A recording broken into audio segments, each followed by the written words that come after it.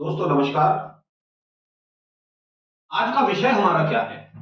आज का विषय हमारा ये है कि अक्सर देखा जाता है कि लोग अपने विरोधी को परेशान करने के लिए, उसे मेंटली परेशान करने के लिए, उसे शारीरिक रूप से परेशान करने के लिए और उसकी संपत्ति का नुकसान करने के लिए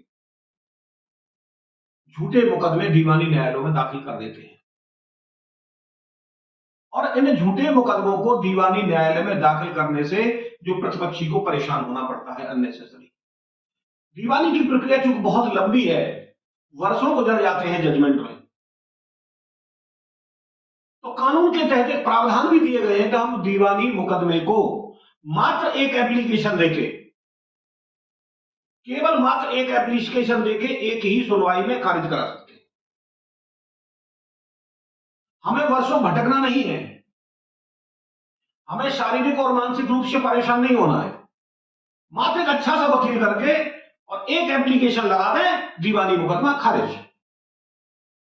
तो आज का वीडियो हमारा इसी विषय को लेकर है। दोस्तों मेरे वीडियो को शुरू से अंत तक देखें, जिससे आपको पूरी जानकारी हो सके। और अगर मेरा वीडियो आपको पसंद आए तो इसको लाइक करें, ज्यादा से ज्यादा लोगों तक पहुंचाने के लिए इसको शेयर करें और मेरे चैनल को सब्सक्राइब करें। दोस्तों, अगर आपके खिलाफ किसी व्यक्ति के द्वारा दीवानी न्यायालय में कोई मुकदमा दायर कर दिया गया है और वो मुकदमा बिल्कुल निराधार है, वो मुकदमा केवल बेसलेस है, आपकी संपत्ति को हड़पने के लिए दायर किया गया है, आपको शारीरिक और मानसिक रूप से परेशान करने के लिए दायर किया गया है, तो दोस्तों घबराएं नहीं।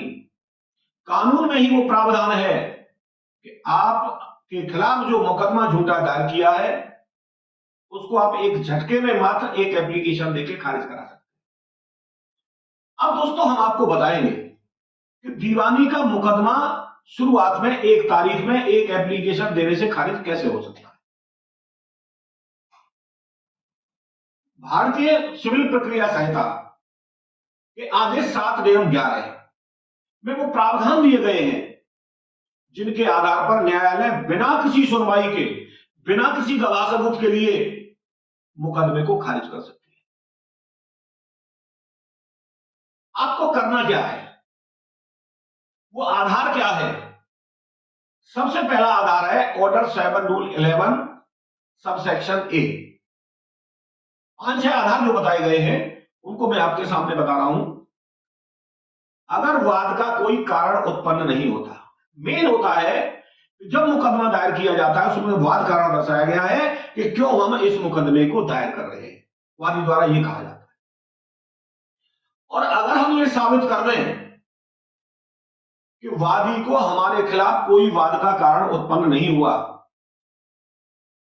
और न्यायालय को संतुष्ट कर दें, तो न्यायालय उस मुकदमे को एक झटके में खारिज कर सकती है। भले ही वादी के पास कितने भी सबूत हो, कितने भी सॉलिड सबूत हो, कितने भी अच्छे गवाह हो, कोर्ट उसमें ना तो सबूतों को देखेगी और न गवाहों को एग्जामिन करेगी, न कोई साक्ष्य लेगी। केवल हमको साबित करना है कि वादी को हमारे खिलाफ कोई वाद का कारण उत्पन्न नहीं हुआ। दूसरा है दोस्तों कि अगर जिस संपत्ति के संबंध में कोई वाद दाखिल किया गया है हमारे विरोधी के द्वारा, हमारे खिलाफ कोई मुकदमा दायर किया गया है किसी संपत्ति के संबंध में, अगर उसकी कीमत कम लगाई गई है, उसकी कीमत न्यायालय में कम बताई है और वाद का मूल्यांकन गलत किया गया है और उस मूल्यांकन को सही नहीं किया गया न्यायालय द्वारा समय देने के बावजूद भी, तो कोर्ट उस मुकदमे को खारिज कर सकती है। कोई एविडेंस की जरूरत नहीं, किसी गवाह की जरूरत नहीं, केवल यह साबित करना है कि इस प्रॉपर्टी की कीमत ज्यादा थी, लेकिन हमारे विरोधी जो वादी है जिसने मुकदमा दायर किया है उसने संपत्ति की कीमत कम न्यायालय के सामने बताई है, मूल्यांकन कम किया गया है। नेक्स्ट है दोस्तों, जो कोर्ट फीस उसने लगाई है वादी ने, वो बहुत कम लगाई है। स्टांप ड्यूटी की चोरी की है मुकदमे में।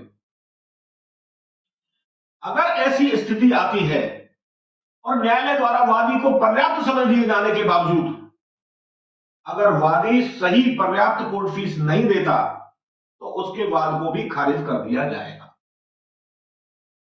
नेक्स्ट है दोस्तों, अगर प्लेंट के कथनों से ही यह प्रतीत होता है कि यह दावा बिल्कुल झूठा है, उसके दावे में कोई दम नहीं है वादी के में, तो भी न्यायालय उस वाद को खारिज कर देगी। नेक्स्ट है दोस्तों, अगर मुकदमा किसी विधि द्वारा वर्जित है, दीवानी न्यायालय द्वारा सुनने योग्य नहीं है, किसी कानून में यह वर्जित है कि यह मुकदमा दीवानी प्रकृति का नहीं है, दीवानी प्रकृति का वाद नहीं है, या दीवानी न्यायालय को इन मुकदमों को सुनने का अधिकार नहीं है, तो न्यायालय उस मुकदमे को खारिज कर देती है। दोस्तों एग्जाम्पल के लिए मैं आपको बता दूं, जैसे वक्फ के संबंधित वाद जो होते हैं, वक्फ बोर्ड, वक्फ संपत्ति से संबंधित जो वाद होते हैं, उनमें सुनवाई केवल ट्रिब्यूनल के द्वारा की जाती है, ना कि सिविल कोर्ट के द्वारा।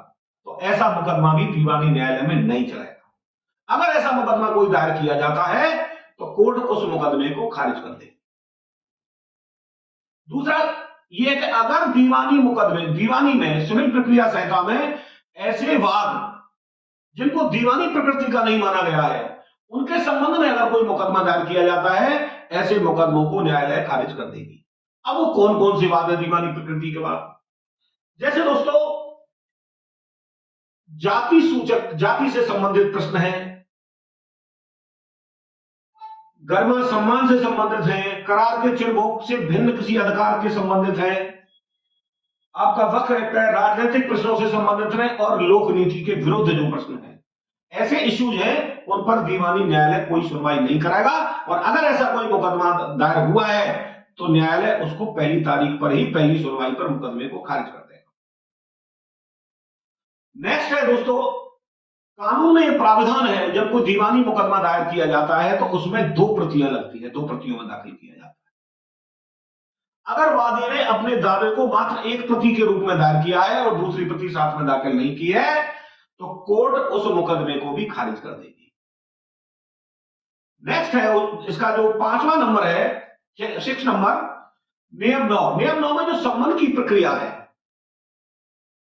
ऑर्डर 7 रूल 9, कि जब कोई मुकदमा दायर किया जाता है तो उसमें विरोधी पक्ष के लिए सम्मन जारी करती है कोर्ट, नोटिस सम्मन। अगर वादी नोटिस सम्मन दाखिल करने में और जितने प्रतिवादी उसने बनाए हैं उन सबके लिए उन पेपरों की 1-1 प्रति देने में और खर्चा देने में अगर चूक करता है तो वो वाद खारिज कर दिया जाएगा। तो दोस्तों ये सारी ग्राउंड आपको है, आपको करना क्या है, इन ग्राउंडों में से अगर कोई भी आधार आपके पास मौजूद है, आप एक एप्लीकेशन एक अच्छे वकील के माध्यम से लगाएं, सारी बातें उसमें लिखें कि किस आधार पर यह मुकदमा खारिज करा रहे हैं। आप अच्छे वकील के माध्यम से एप्लीकेशन लगाएं और वो आधार लिखें। निश्चित रूप से अगर इन जो बिंदु मैंने बताए हैं इनकी पूर्ति अगर हो जाती है और न्यायालय को आप संतुष्ट कर देते हैं तो निश्चित रूप से दीवानी न्यायालय उस मुकदमे को खारिज कर देगा। आगे आपको मुकदमा लड़ने की कोई भी आवश्यकता नहीं। दोस्तों एक माननीय सुप्रीम कोर्ट का एक बहुत लैंडमार्क जजमेंट है, हरमोहिंदर सिंह प्रधान बनाम रणजीत सिंह तलवंडी। क्या? हरमोहिंदर सिंह प्रधान बनाम Ranjit Singh Talwandi, AIR 2005 supreme court. इसमें माननीय उच्चतम न्यायालय के द्वारा क्या कहा गया है, जहां किसी मुकदमे में वाद कारण उत्पन्न नहीं होता वहां न्यायालय द्वारा मुकदमे को खारिज करना बिल्कुल उचित है।